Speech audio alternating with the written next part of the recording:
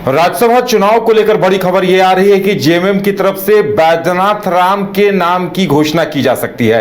सूत्रों के हवाले से यह जानकारी आ रही है। औपचारिक ऐलान अभी बाकी है और जेएमएम की तरफ से कहा जा रहा है कि बैजनाथ राम उम्मीदवार होंगे। दूसरा उम्मीदवार कौन होगा यह अभी तक जानकारी सामने नहीं आई है। अब इंतजार इस बात का है कि जेएमएम की तरफ से जिन दो उम्मीदवारों के नामों की घोषणा की जानी है उनमें से एक नाम बैजनाथ राम का आ रहा है, दूसरा नाम किसका होगा इस पर अभी सस्पेंस बरकरार है। हमारे साथ हमारे वरिष्ठ सहयोगी राकेश रंजन जी हैं। राकेश जी, देखिए सबकी नजरें इस बात पर टिकी हुई हैं कि अब जेएमएम के उम्मीदवार कौन कौन होंगे।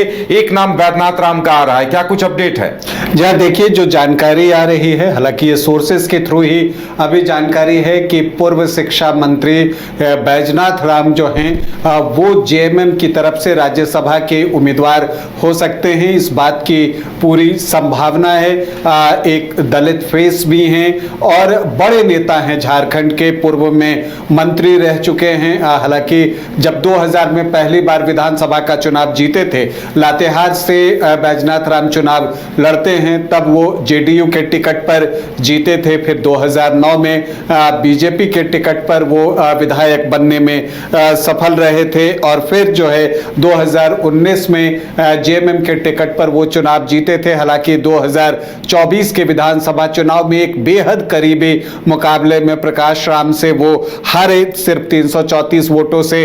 तो बैजनाथ राम जो हैं वो एक आप कह सकते हैं कि झारखंड के बड़े नेता हैं। आपको ये भी याद होगा कि जब चंपाई सोरेन के नेतृत्व में जेएमएम की सरकार बनी थी, उस वक्त 12वें मंत्री के रूप में बैजनाथ राम का शपथ ग्रहण होना था, लेकिन ठीक शपथ ग्रहण से ऐन पहले जो है ये जो है मंत्री नहीं बन सके थे और उस वक्त जो है वो मंत्री बनने से चूक गए थे। लेकिन अब राज्यसभा भेजे जाएंगे, इस बात की पूरी संभावना दिख रही है। और देखिए, जेएमएम ने बैजनाथ राम का नाम देकर चौंका भी दिया है। इसलिए चौंका दिया है कि जो नाम अभी तक चल रहे थे उससे अलग एक नाम है और जो अनुमान लगाए जा रहे थे वो सारे अनुमान धरे के धरे रह जाएंगे। अगर बैजनाथ राम जो है वो राज्यसभा के उम्मीदवार बनते हैं तब तो बैजनाथ राम जो हैं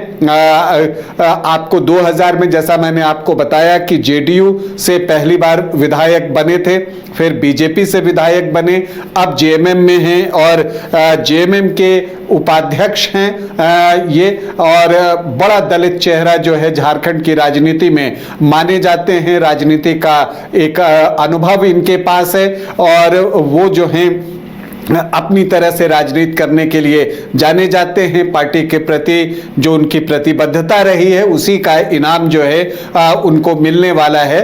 तो ये एक बड़ी जानकारी है। अब देखना ये है कि जेएमएम दूसरे उम्मीदवार की घोषणा कब करता है या नहीं करता है, क्योंकि जो बातें सामने आ रही हैं सोर्सेस के थ्रू वो यही है कि कांग्रेस से जेएमएम की बातचीत होगी और फिर उस बातचीत के बाद ही दूसरे उम्मीदवार पर फैसला लिया जाएगा। वैसे जानकारी ये है कि जो कांग्रेस से राज्यसभा के उम्मीदवार बनाए गए हैं प्रणव झा, वो जो हैं उन्होंने नॉमिनेशन पेपर ले लिया है।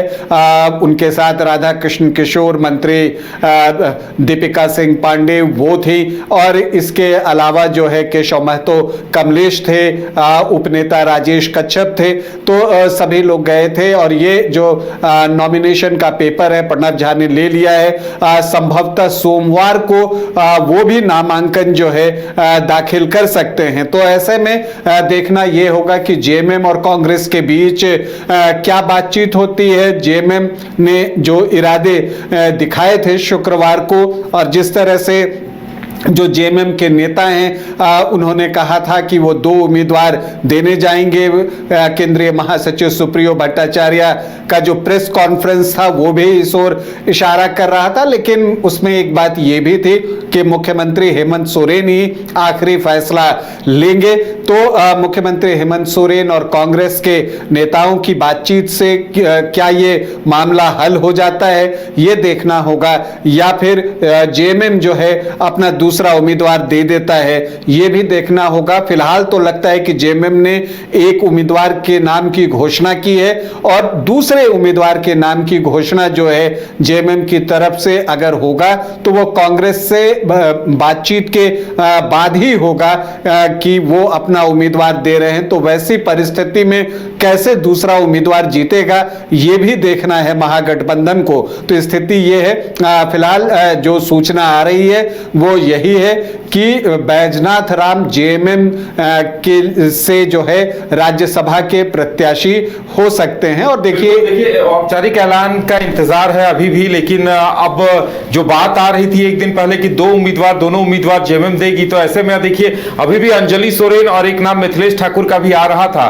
तो हो सकता है कि अभी भी इंतजार दूसरे नाम का भी हो रहा हो, या दूसरे नाम को लेकर इंतजार हो कि दोनों नामों की घोषणा एक साथ होगी।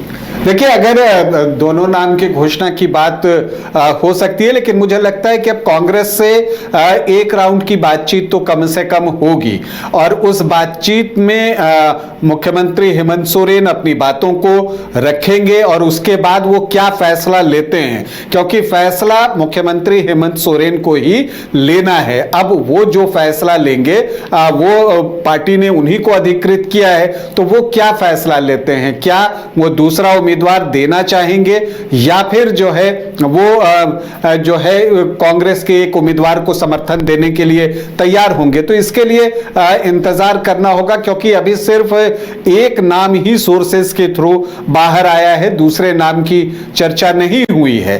तो अब ऐसे में देखना यह है, अगर जेएमएम दूसरा नाम घोषित करता है और वो कौन होते हैं, और उसके बाद बैजनाथ राम चूंकि दलित फेस हैं, तो वैसे में अगर दूसरा उम्मीदवार बैजनाथ राम हो जाते हैं तो फिर कांग्रेस के लिए मुसीबतें बढ़ सकती हैं। लेकिन अभी कुछ भी कहना जल्दबाजी होगी, चूंकि नाम अभी सिर्फ बैजनाथ राम का ही सामने आ रहा है सोर्सेस के थ्रू, औपचारिक घोषणा अभी हुई नहीं है। लेकिन दूसरा नाम क्या आएगा ये एक बड़ा सवाल है, लेकिन अगर वो नाम आना भी होगा तो कांग्रेस से बातचीत के बाद ही वो नाम आएगा। उदय, चलिए, तो अब देखने वाली बात यह होगी कि अभी कांग्रेस जेएमएम की बातचीत होती है तो बातचीत किस नतीजे तक पहुंचती है, और क्या वाकई में जेएमएम दो उम्मीदवार देने जा रही है। ऐसे में अंजलि सोरेन और मिथिलेश ठाकुर का भी नाम आ रहा है। देखने वाली बात यह होगी कि आखिर जेएमएम किन दो नामों की या फिर एक नाम की ही घोषणा करता है। घर रहने का मकान भर नहीं, ये खुशियों की तिजोरी है। दरवाजे पर दस्तक देता पड़ोस, खिड़कियों से उमड़ आता आसमां, तारों में उलझी ऐसी ना जाने कितनी दास्तां। कहती हैं चले डायमंड सिटी, एक सफर हम सफर के साथ अपने घर तक। Diamond city, life long bonding, 500 से ज्यादा खुशहाल डायमंड परिवार। जल्दी करें, सिर्फ 200 फ्लैट बाकी। आज ही बुक करें अपना आशियाना।